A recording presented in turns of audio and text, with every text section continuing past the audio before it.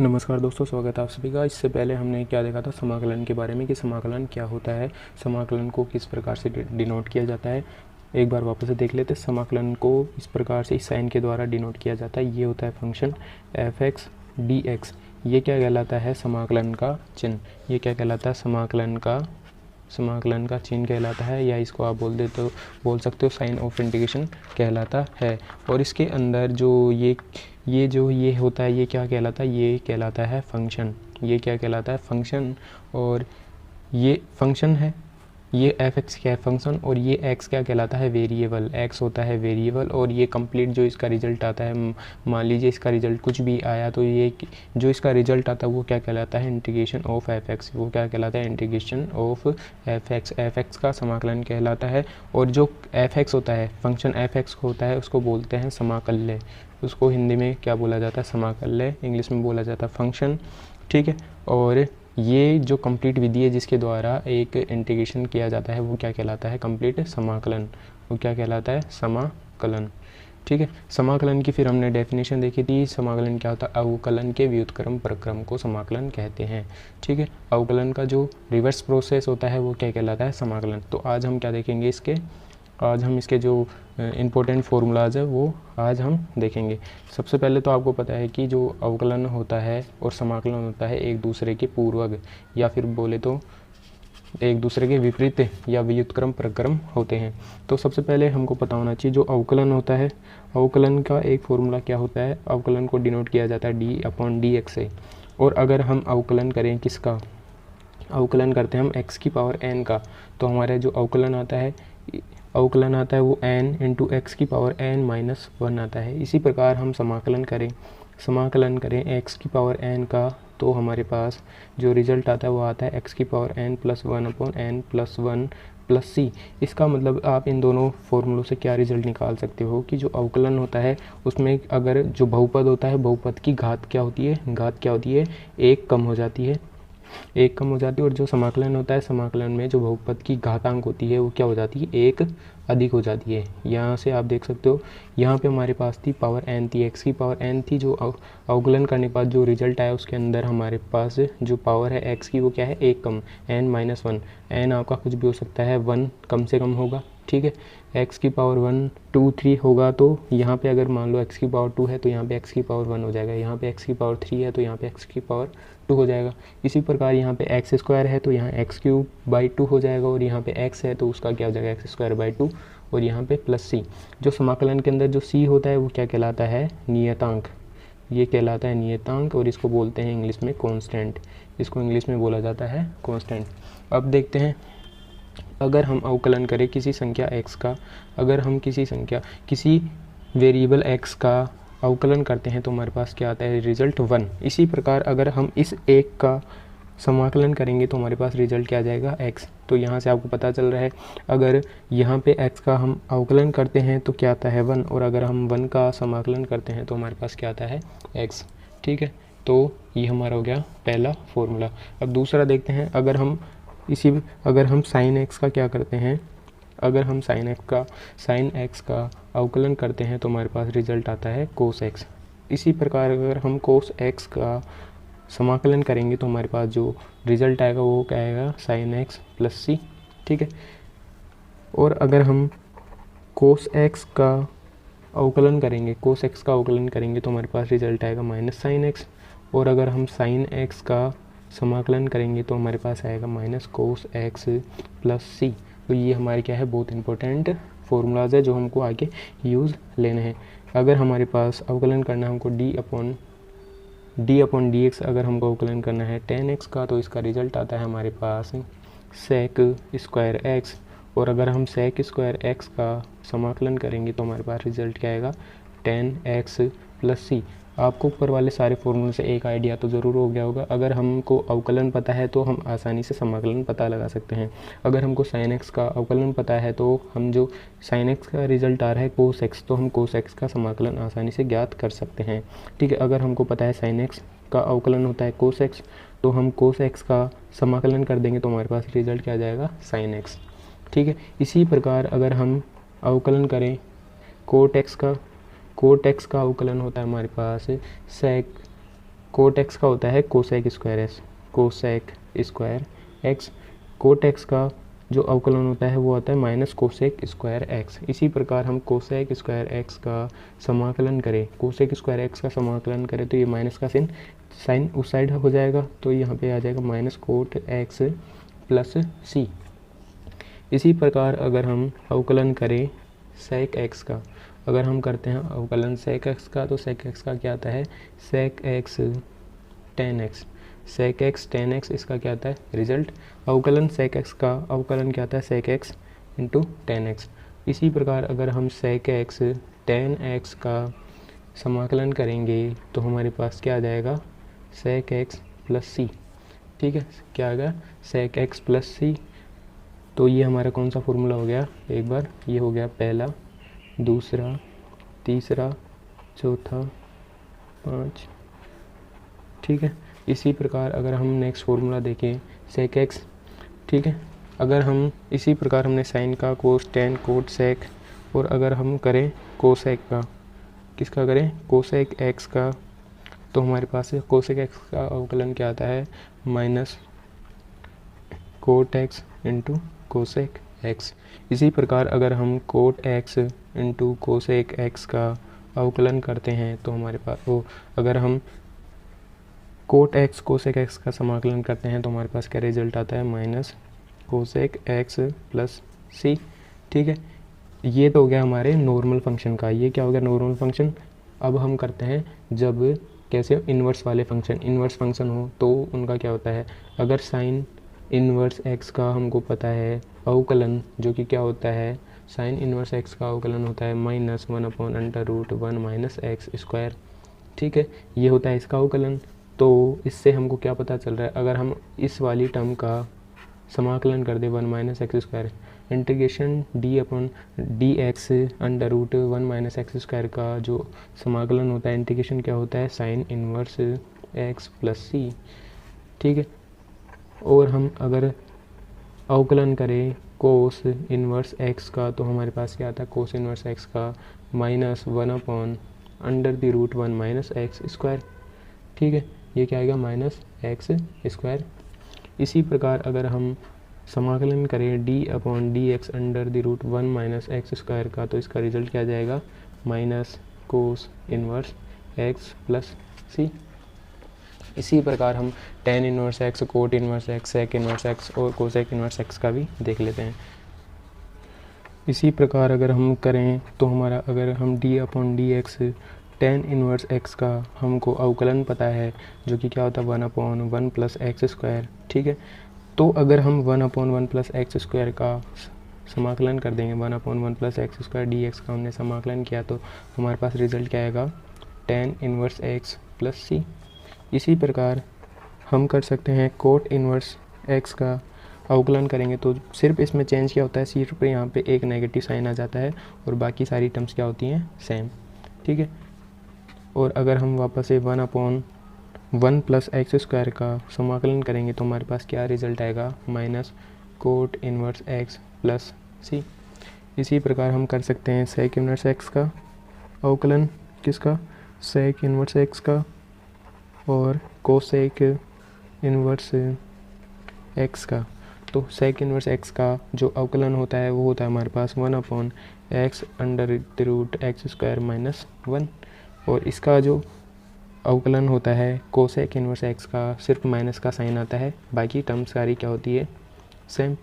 इसी प्रकार हम 1/x√x² माइनस 1 का समाकलन करेंगे तो हमारे पास जो रिजल्ट आएगा वो आएगा सेक इन्वर्स एक्स प्लस सी। ठीक है, और अगर हम समाकलन करेंगे किसका, इसी का x into X square minus 1 into D X, तो इसका इस वाली टर्म का क्या आएगा समाकलन, minus cosec inverse X plus C. ये तो हो गया हमारा, हमने देख लिया सिंपल टर्म्स का, जब साइन एक्स कोस एक्स, यहाँ पे हमने क्या देखा, सबसे पहले साइन एक्स का, साइन एक्स कोस एक्स, ठीक है, इनका देख लिया। फिर हमने देखा इन्वर्स फंक्शन का, हमने देखा इन्वर्स फंक्शन, अगर हमारा साइन इन्वर्स एक्स कोस इन्वर्स एक्स ये आ जाता है तो उनका क्या होता है अवकलन, और जो 1/√1 माइनस एक्स स्क्वायर जो इस प्रकार से जो टर्म आती है उसका समाकलन क्या होता है वो देख लिया। अब हम देखते हैं कुछ स्पेशल समाकलन जिसके अंदर हमारा कांस्टेंट और वेरिएबल दोनों आए, जैसे कि integration d x upon x square minus a square का जो समाकलन होता है वो होता है 1/2a log x माइनस ए अपॉन एक्स प्लस ए प्लस सी। इसी प्रकार हम देख सकते हैं integration d x upon a square minus x square का जो रिज़ल्ट आता है वो आता है 1/2a log a plus x upon a minus x plus c. ठीक है, और इसी प्रकार अगर हम आगे देखना चाहें तो यहाँ पे क्या आ गया x square minus a square, यहाँ पे क्या आ गया ए स्क्वायर माइनस एक्स स्क्वायर। अब हम देखते हैं जब यहाँ पे नीचे की तरफ हर के अंदर हमारा x square plus a square आए तो उसका जो रिज़ल्ट होता है वो होता है 1/a tan inverse x upon a plus c. ठीक है, अब यहाँ तक की हो गई बात। हमारे हर के अंदर x square plus a square, x square minus a square minus x square, अगर हमारे टर्म्स आ जाए रूट के अंदर, स्क्वायर रूट के अंदर आ जाए तो हम कैसे, उनका रिजल्ट क्या होगा, जैसे कि हमारे पास आ गया under the root x square minus a square आ गया, integration d x upon root x square minus a square आ गया, तो इसका रिजल्ट होता है log mod of x plus root x square minus a square plus c. ठीक है, इसी प्रकार यहाँ पे d x upon a square minus x square आ जाए तो इसका रिज़ल्ट क्या होगा, हमारा होगा, ये होगा sine inverse x upon a plus c. और अगर हमारा आ जाए d x upon root x square plus a square तो जो इसका रिज़ल्ट आता है log x plus root x square plus a square plus c. तो ये हमारे सारे फॉर्मूले थे जो हमारी हेल्प करेंगे इंटीग्रेशन को थोड़ा आसान बनाने के अंदर। ठीक है, इसके अलावा हमारे और फॉर्मूलेज भी होते हैं, जैसे कि इंटीग्रेशन ई की power a x sign b x होता है, तो जो इसका रिज़ल्ट आता है हमारे पास वो आता है ई की power a x upon a square plus b square bracket a sine b x minus b cos b x. ये फॉर्मूले आए कैसे, ये आपको बताया जाएगा जब ये कंप्लीट एक्सरसाइज होगी तब। ठीक है, और ये अगर हमको इंटीग्रेशन करना है, इंटीग्रेशन ई की power a x cos b x d x, यहाँ पे भी डी एक्स आएगा। ठीक है, डी एक्स होता है तो इसका जो रिज़ल्ट आता है वो आता है ई की power a x upon a square plus b square, ये आता है a cos b x plus b sine b x. तो अगर आपके एग्ज़ाम के अंदर आ जाता है जैसे कि इंटीग्रेशन ई की power 2x sign 3x dx, तो आप इस वाले फॉर्मूले की सहायता से इसका डायरेक्ट सॉल्यूशन कर सकते हो। इसका डायरेक्ट सॉल्यूशन क्या जाएगा, ई की पावर ए की वैल्यू क्या है 2x। ठीक है, ए की वैल्यू क्या है 2x, और ए की वैल्यू 2 का स्क्वायर क्या हो जाएगा 4, और बी की वैल्यू क्या है 3 का क्या हो जाएगा स्क्वायर 9। अब यहाँ पे ए की वैल्यू क्या है 2, साइन बी की वैल्यू क्या है 3x माइनस बी की वैल्यू क्या है 3 कोस बी एक्स, बी की वैल्यू वापस से क्या आ जाएगी हमारी 3x। तो ये हो गया हमारा रिजल्ट, ए साइन, यहाँ पे क्या आएगा a sine b x minus b cos b x. तो ये हमारे कुछ डायरेक्ट फॉर्मूला थे। इसी प्रकार हम जब यहाँ पे ई की power a x cos b x आएगा तो उसका भी हम डायरेक्ट सॉल्यूशन ज्ञात कर सकते हैं। इसी प्रकार से हमारे जो और कुछ फॉर्मूला है, जैसे कि साइन माइनस थीटा होगा तो उसका रिजल्ट क्या होगा, कोस माइनस थीटा होगा तो उसका रिजल्ट क्या होगा, कुछ हाइपरबोलिक फंक्शन वगैरह, साइन आयोटा एक्स वगैरह, वो भी अभी आपको बता देते हैं एक बार वो क्या होते हैं। अगर हमारा साइन माइनस थीटा होता है तो जो हमारा इसका जो रिज़ल्ट आता है, अगर हमारा साइन माइनस थीटा होता है तो इसका रिज़ल्ट आता है माइनस साइन थीटा। ठीक है, इसी प्रकार अगर हमारा कोस माइनस थीटा होता है तो इसका रिज़ल्ट आता है हमारे पास कोस थीटा। ये तो होगी जब हमारे पास क्या है थीटा के साथ माइनस। अगर इसके बाद हम देखते हैं, अगर हमारा साइन के साथ hyperbolic function, sine hyperbolic theta होता है वो होता है ई की पावर थीटा माइनस ई की पावर माइनस थीटा अपॉन 2, इसको बोला जाता है हाइपरबोलिक फंक्शन। हाइपरबोलिक फंक्शंस का क्या होता है, हाइपरबोलिक फंक्शंस के रूप में इनकी वैल्यू क्या होती है, साइन हाइपरबोलिक थीटा होता है ई की पावर थीटा माइनस ई की पावर माइनस थीटा बाई 2। इसी प्रकार कोस हाइपरबोलिक थीटा हो जाएगा हमारे पास ई की पावर थीटा प्लस ई की पावर माइनस थीटा बाई 2। इसी प्रकार अगर हम देखना चाहें टेन हाइपरबोलिक थीटा, तो आप या तो आप इन दोनों में साइन हाइपरबोलिक थीटा अपन कोस हाइपरबोलिक थीटा में भाग दोगे तो हमारे पास क्या आएगा, ठीक है, ये आ जाएगा ई की पावर थीटा माइनस ई की पावर माइनस थीटा अपॉन ई की पावर थीटा प्लस ई की पावर माइनस थीटा। या तो आप इन दोनों की वैल्यूज़ का यूज़ करते हो, आप इसको याद कर सकते हो या फिर आप इसको डायरेक्ट इसी प्रकार से याद कर सकते हो, ठीक है। इसी प्रकार अगर हम देखना चाहें कि साइन की वैल्यू आयोटा की फॉर्म के अंदर क्या होती है, तो देखो अगर हमारा साइन एक्स आता है तो उसकी आयोटा के रूप में वैल्यू होती है ई की पावर आयोटा एक्स माइनस ई की power minus iota x upon 2 iota. इसके बाद अगर हम देखना चाहें कोस एक्स की आयोटा के रूप में वैल्यू क्या होती है, वो होती है ई की पावर आयोटा एक्स प्लस ई की power minus iota x upon 2। तो यहाँ पे देखो, यहाँ पे क्या था, साइन कैसा था, माइनस का, यहाँ पे साइन कैसा है, प्लस का, ठीक है। यहाँ पे साइन के साथ क्या आ रहा है, आयोटा, और यहाँ पे कोस के साथ आयोटा नहीं आ रहा, ठीक है। इसी प्रकार से हम आयोटा और हाइपरबोलिक में देखना चाहें क्या रिलेशन होता है वो हम देख सकते हैं। साइन आयोटा एक्स किसके बराबर होता है, वो होता है आयोटा ई की पावर एक्स माइनस ई की पावर माइनस एक्स बाई 2 के बराबर होता है। तो जो यहाँ से वैल्यू आती है हमारी साइन आयोटा एक्स बराबर हो जाएगा आयोटा साइन हाइपरबोलिक एक्स, यानी आयोटा की फॉर्म के रूप में आयोटा और हाइपरबोलिक फंक्शन के बीच में जो साइन की जो वैल्यू होती है वो इस प्रकार से होती है, ठीक है। अगर हम देखना चाहें कोस आयोटा एक्स किसके बराबर होता है, ये होता है ई की पावर एक्स प्लस ई की पावर माइनस एक्स बाई 2। तो यहाँ से हमारा क्या पता चल रहा है, कोस आयोटा एक्स जो कि बराबर होगा कोस हाइपरबोलिक एक्स के, ठीक है। यहाँ से हमारा देखो जो हमारा साइन हाइपरबोलिक एक्स की वैल्यू होती है, ये दोनों वैल्यूज़ क्या है, सेम है, ठीक है। ये दोनों वैल्यूज़ क्या है, सेम। और यहाँ पे क्या आ रहा है, कोस हाइपरबोलिक थीटा की वैल्यू क्या है, ये दोनों क्या आ रही है, सेम। तो यानी हमारा आयोटा की फॉर्म, आयोटा और हाइपरबोलिक फंक्शन के बीच में भी रिलेशन आ गया। तो एक बार हम देख लेते हैं हमने कौन कौन से फॉर्मूले किए हैं। सबसे पहले हमने समझा समाकलन को। समाकलन क्या होता है, समाकलन का ये चिन्ह होता है, ये फंक्शन होता है। फंक्शन के अंदर जो x होता है वो क्या कहलाता है, वेरिएबल।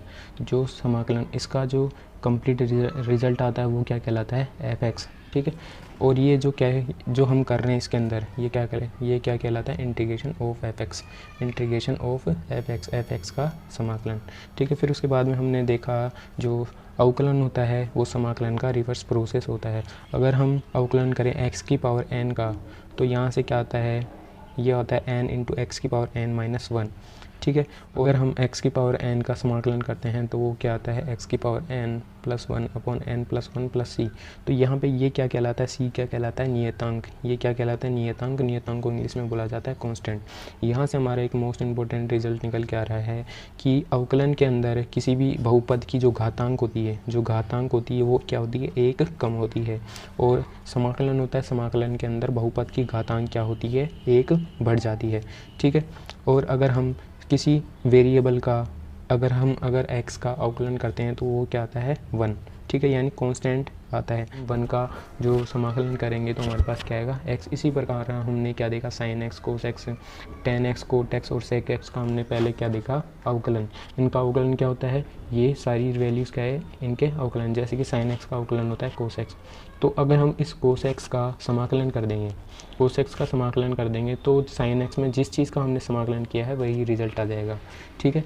यानी यहाँ पे साइन एक्स का अवकलन आता है कोस एक्स, तो कोस एक्स का समाकलन हो जाएगा साइन एक्स प्लस सी, ठीक है। ये हमने पहले नॉर्मल फंक्शन देखे सारे। फिर उसके बाद में हमने कौन से देखे, इन्वर्स फंक्शन। जैसे कि हमारा साइन इन्वर्स एक्स ठीक है। इन्वर्स फंक्शन के अंदर साइन इन्वर्स एक्स का जो अवकलन होता है वो होता है 1/√1 माइनस एक्स स्क्वायर। और इसी प्रकार अगर हम इस वाली राशि का समाकलन कर देंगे तो हमारे पास क्या आ जाएगा, साइन इन्वर्स एक्स। इसी प्रकार से हमने ये सारे जो हमारे इन्वर्स फंक्शन थे उनके फॉर्मूले देख लिए। जैसे कि हमने देखा साइन इन्वर्स एक्स, ठीक है, हमने देख लिया साइन इन्वर्स एक्स का, देख लिया कोस इन्वर्स एक्स का, देख लिया। उसके बाद में हमने देखा tan inverse x, cot inverse x, sec inverse x, cosec inverse x, इनके हमने समाकलन और अवकलन देख लिए। फिर कुछ और फंक्शन आते हैं, जैसे कि हमारा ये आ गया 1/x² minus a square, variable के साथ कुछ कांस्टेंट राशि आ गई, ठीक है, x² माइनस ए स्क्वायर कुछ करके आ गया, तो उसका रिजल्ट क्या होता है 1/2a log x माइनस ए अपॉन एक्स प्लस ए प्लस सी। इसी प्रकार से हमने इन तीनों का समाकलन देख लिया। अगर हमारी वैल्यूज़ होती है हर के अंदर x² माइनस ए स्क्वायर जो कि रूट के अंदर आती है, तो जो उसका इसका जो डायरेक्ट रिजल्ट होता है वो हमारे क्या जाता है ये। अगर हमारा किसी रूट वाली संख्या का हमने किया समाकलन तो उसका हम डायरेक्ट रिजल्ट यहाँ से कर लेंगे, ठीक है। तो फिर उसके बाद में हमने कुछ और फॉर्मूले देखे जिनसे हम डायरेक्ट सॉल्यूशन निकालेंगे, जैसे कि इंटीग्रेशन e की power a x sine b x dx का जो डायरेक्ट रिजल्ट करने का फॉर्मूला है जो है ये होता है इंटीग्रेशन e की power a x sine b x का जो डायरेक्ट रिजल्ट आता है वो क्या आता है e की power a x a square plus b square bracket a sine b x minus b cos b x. इसी प्रकार e की power a x cos b x का हमने डायरेक्ट फार्मूला देख लिया। फिर डायरेक्ट फार्मूला देख लिया, फिर उसके बाद में हमने एक एग्जांपल भी किया, ठीक है। उसके बाद में हमने देखा कि जो हमारे साइन और कोस के अगर थीटा की वैल्यू नेगेटिव आ जाए, साइन माइनस थीटा आ जाए, साइन माइनस एक्स आ जाए, तो उसका रिजल्ट क्या आता है हमारे पास माइनस साइन थीटा। और अगर हमारा कोस के रूप में आ जाए, कोस माइनस थीटा आ जाए, तो उसका रिजल्ट क्या आता है कोस थीटा। यानी कोस माइनस थीटा में, कोस के अंदर थीटा में अगर नेगेटिव वैल्यू है तो क्या रिजल्ट देता है पॉजिटिव। फिर हमने देखा कुछ हाइपरबोलिक फंक्शंस का, हाइपरबोलिक जैसे साइन हाइपरबोलिक थीटा क्या होता है e की पावर थीटा माइनस e की power minus theta upon 2। Cos hyperbolic theta होता है e की पावर थीटा प्लस e की पावर माइनस थीटा बाई 2। इसी प्रकार हम टेन हाइपरबोलिक थीटा का फॉर्मूला भी निकाल सकते हैं। फिर हमने देखा साइन एक्स का जो आयटा की फॉर्म के अंदर फॉर्मूला क्या होता है, साइन एक्स किसके बराबर होता है, sine x is equal to होता है e की power iota x minus e की power minus iota x upon 2 iota. तो यहाँ पे एक फॉर्मूला और देख लेते हैं, e की पावर आयटा थीटा हमारा होता है cos theta plus eta sine theta. और अगर हमारा e की पावर माइनस आयटा थीटा होता है तो उसका फॉर्मूला होता है cos theta minus eta sine theta. तो यहाँ पे जो कोस थीटा है वो क्या कहलाता है, रियल वैल्यू, ये होती है रियल वैल्यू, और ये वाली क्या होती है इमेजनरी वैल्यू। ये वाली होती है रियल वैल्यू, ये वाली वैल्यू क्या होती है इमेजनरी वैल्यू। इसी प्रकार हमने साइन आयटा एक्स का फॉर्मूला देखा। साइन आयटा एक्स और हाइपरबोलिक फंक्शन के बीच में जो आयटा और हाइपरबोलिक में क्या रिलेशन होता है साइन के फॉर्म में, हमने उसका फॉर्मूला देख लिया। उसी प्रकार हमने cos iota x equal to cos hyperbolic x ये किसके बराबर होता है ये देख लिया। अब हम कुछ और फंक्शंस का समाकलन देख लेते हैं। जैसे कि हमारे पास आ गया इंटीग्रेशन 1/x dx आ गया, तो इसका समाकलन क्या होगा हमारे पास log mod of x plus c, ठीक है। अगर हम करना चाहें तो इसका डिफरेंशिएशन के रूप में क्या लिखेंगे d/dx। अगर हम log x का अवकलन करते हैं तो हमारे पास रिजल्ट क्या आता है 1/x।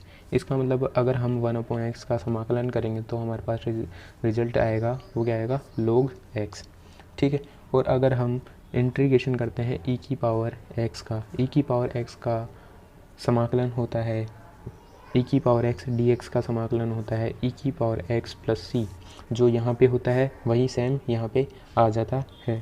अगर हम समाकलन करते हैं इंटीग्रेशन a की पावर x dx का हम करते हैं समाकलन, तो इसका रिजल्ट आता है a की power x upon log base e a plus c. एक बार इसको देखते हैं ये आया कैसे। अगर हम अवकलन करें ए की पावर एक्स का, तो जो इसका रिजल्ट आता है वो आता है ए की power x log e of a log base e of a. तो हमको क्या करना पड़ेगा d/dx ए की power x upon log base e a बराबर होगा ए की पावर एक्स का। अगर हम इसका समाकलन करेंगे तो हमारे पास रिजल्ट क्या आएगा, ये, ठीक है। और अगर हम ए की पावर एक्स का अवकलन करते हैं तो हमारे पास रिजल्ट क्या आता है, ये, ठीक है। तो आज अभी हमने कौन किस के फॉर्मूले देख लिए। सबसे पहले हमने ट्रिग्नोमेट्रिक फंक्शंस के वो देखिए, जैसे कि साइन एक्स कोस एक्स के, वो देख लिए हमने, समाकलन और अवकलन। फिर उसके बाद में हमने देखा इन्वर्स ट्रिग्नोमेट्रिक फंक्शंस का देख लिया। फिर उसके बाद में हमने देखा जैसे कि 1/x² प्लस ए स्क्वायर का क्या होगा समाकलन, अगर ये वाली वैल्यू रूट में आ जाए तो इसका क्या होगा, ये सारे फॉर्मूले देखे। फिर उसके बाद में हमने कुछ बेसिक वो देख लिए, जैसे कि साइन माइनस थीटा आता है तो उसका रिजल्ट क्या आता है, कोस माइनस थीटा क्या होता है, sine hyperbolic theta, cos hyperbolic theta. उसके अलावा साइन एक्स का फॉर्मूला आयोटा की फॉर्म के अंदर क्या होता है, वो साइन आयोटा एक्स तक भी देखा, जो कि आके अभी फ़िलहाल किसी काम का नहीं है, लेकिन थोड़ा आपको पता होना चाहिए। जैसे कि हमारे पास साइन आयोटा एक्स होता है तो उसका फॉर्मूला क्या होता है, ये सब देखा। फिर उसके बाद ई की पावर आयोटा थीटा क्या होता है, ये सारे फॉर्मूले हमने देखे। तो ये सब हो गया। ये अभी कुछ नॉर्मल फॉर्मूले और हैं जो कि हमारे काम आएंगे, जैसे कि integration under the root x² minus a square d x का जो फॉर्मूला होता है वो आता है हमारा x² x/2, ठीक है। Integration root x² minus a square d x का जो हमारा फॉर्मूला होता है वो होता है x/2 root x² minus a square minus a square log mod of x plus root x² minus a square plus c, ठीक है। इन सारे फॉर्मूले जो अभी हम कर रहे हैं उन फॉर्मूलों का हम प्रूफ भी देखेंगे। जैसे कि root x² plus a square d x आ गया, तो जो इसका फॉर्मूला होता है वो होता है x/2